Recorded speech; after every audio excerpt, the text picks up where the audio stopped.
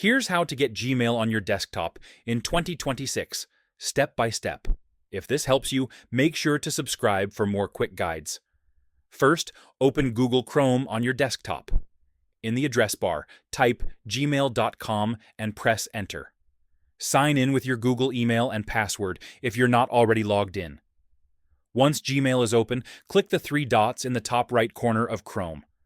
Go to More Tools, then click Create Shortcut. Check the box that says Open as Window and click Create.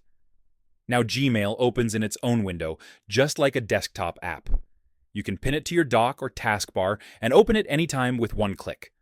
For email alerts, click the Settings gear in Gmail, go to See All Settings, and turn on Desktop Notifications. And that's it.